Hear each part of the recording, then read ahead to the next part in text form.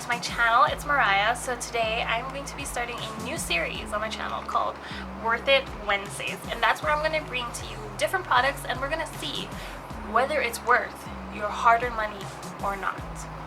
And I'm going to be bringing majority, it's going to be high-end, luxury, really expensive products. But maybe once in a while I'm going to throw in some low-cost products to see whether it's really worth your money, because sometimes low-cost products might just blow your mind. So we're going to kickstart my series with the new Marc palette, and it is this one right here. This is the About Last Night palette, and I really just picked this up yesterday or the other day because the packaging is nice and gold and the shades on the inside are like totally shades that I absolutely love. Not only that, but the mirror is huge and perfect for when you go traveling because come on, the mirror is huge, and I'm just gonna cover it up so then I don't blind you with all the lights. But the shades in here are like, it's speaking my name. I love the shades that are in here. It does retail for $99, so it's a really expensive palette, really expensive product, but in actuality if you were to divide it between these shadows, it's about $5 a pan, but you do get half the amount of product in each pan of this versus a regular full-size pan like where you get from Makeup Geek or MAC or other eyeshadow pans like Anastasia, you know. But the pigment is so creamy. Let me just dip my finger in here, one swipe, and look at that pigment. I mean, I don't know if you can see it, but it is intensely, just intense. And that is just the shimmer shade. And this one right here, this is the matte shade. Look how intensely creamy that is. It is so creamy. I'm really impressed by the palette. Marc Jacobs did have another palette previous to this one last year. I didn't pick it up though because at first I didn't really know if that was going to be like my kind of style or not, because I was actually starting to get into makeup and I really didn't want to invest in such an expensive palette yet. And I actually used this palette to create the look that I have on my eyes right now, and I really like it.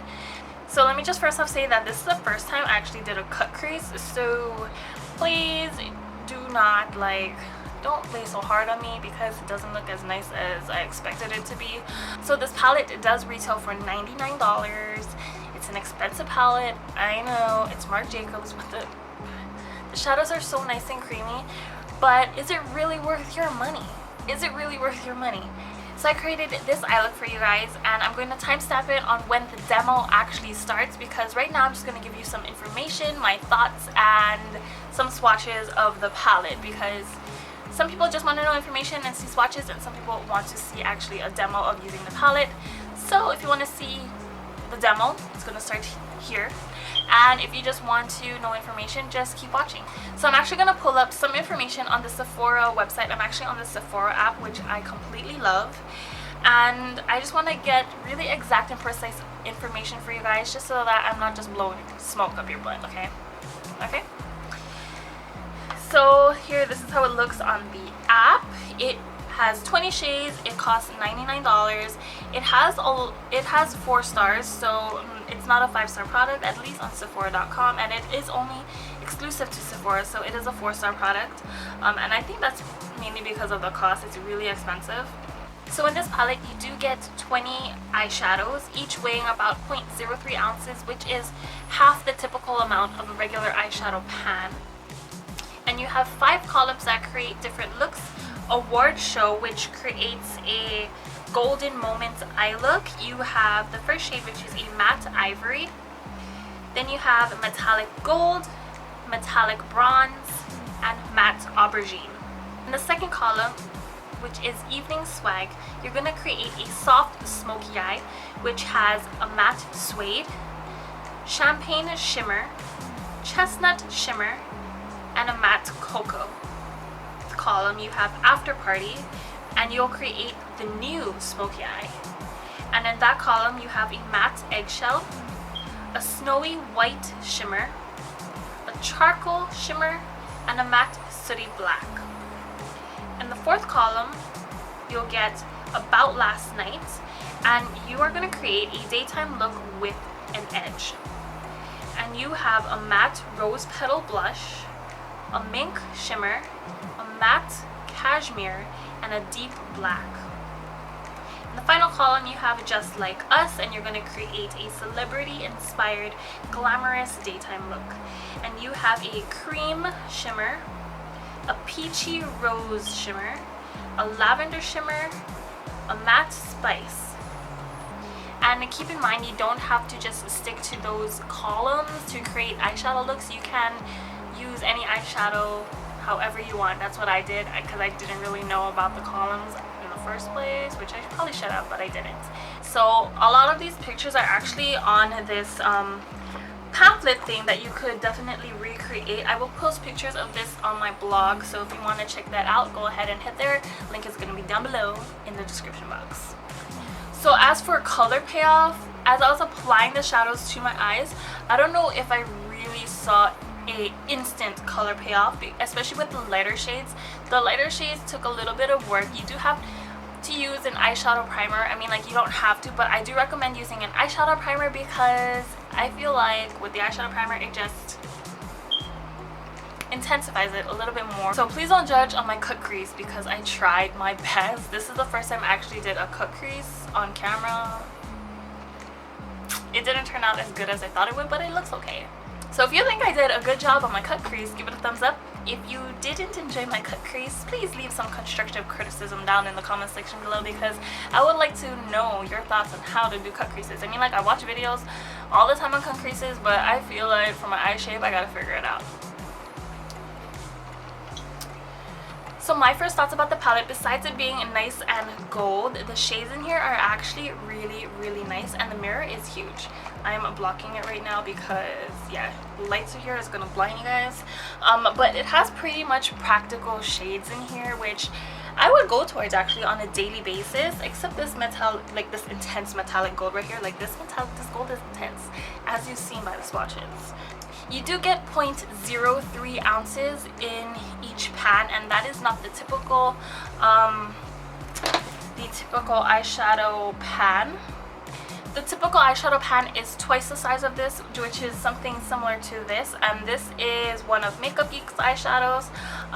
It's really similar. This is really similar to the MAC eyeshadows, the Morphe eyeshadows. They all have about 0.06 grams, or 0.06 ounces, which is a typical size of an eyeshadow pan, and you can really see a really big difference between it. This one has half the amount of eyeshadow in each pan versus something like this. Also, just a side note, if you were to just count out the packaging and just divide the cost between the eyeshadows, each shadow comes out to be about $4.95, and that's not bad for a eyeshadow pan, which is $5. So I mean, I think that's actually pretty reasonable for a $99 palette.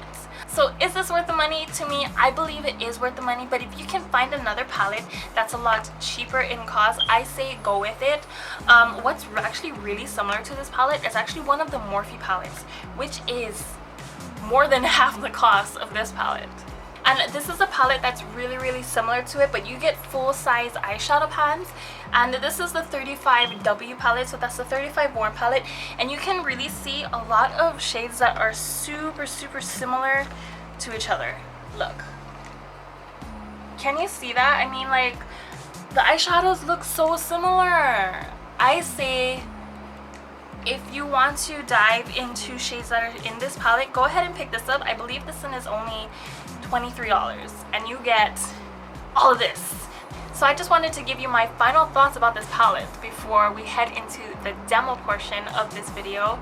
Do you really need this palette? No, you do not need this palette, because you can find so many other eyeshadows and palettes that have similar shades. I mean, like, you don't need the exact same shades unless you really like the shades that are in this palette, then go ahead and pick it up. But I say it's not worth your money at all, because just because I mean, like, if you're all about high-end ingredients, go ahead and pick up this palette.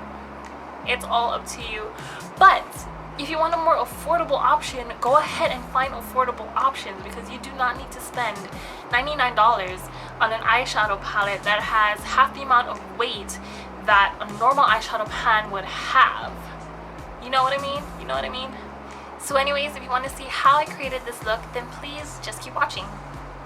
So I'm starting off with the Urban Decay Eyeshadow Primer Potion and applying it all over my eyelid until it comes nice and tacky.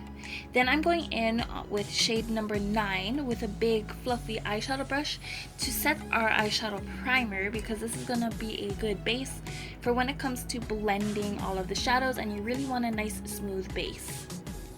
Then I'm going in with shade number 5 with a MAC 224 brush, and this is just a nice fluffy blending brush, and buffing it into my crease. Now with a MAC 217 brush, I'm taking shade number 20 and I'm just putting it into my crease and into the upper crease and in the outer corner. I don't know if this sounds confusing at all, but I don't want it to get onto my eyelid. I just want to keep it in that crease and in the upper crease, and I'm just intensifying the color. And now I'm taking this small little flat detailer brush. I don't know what kind of brush this is, but I'm dipping it into my glycerin water premix that I made, because this is going to help with intensifying shade number 18, which I'm applying right now with a concealer brush actually. And this is just going to give that white base for our lower cut crease shade. I really don't know anything about cut creases, but now I'm just taking a Sigma pencil brush. This is the E35 brush, I believe, and I'm taking shade number 20 again and just intensifying and really deepening out that line. And I'm just buffing it out with a MAC 217 brush again, just to buff everything out. And this is our finished eye look. Hope you enjoyed watching. Thanks for joining me.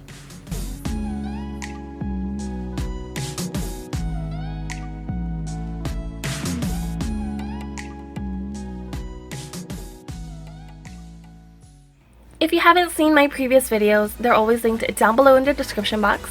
Also, I have giveaways that happen every single month, sometimes even more than one giveaway in the same month, so don't forget to be subscribed so you can be notified of when that happens. If you aren't following me on Instagram, Twitter, and Snapchat, and my Facebook page, I do have random giveaways that happen there, so you know what to do. Anyways, thanks so much for watching. Give this video a thumbs up if you enjoyed watching, and I'll see you in my next video. Bye!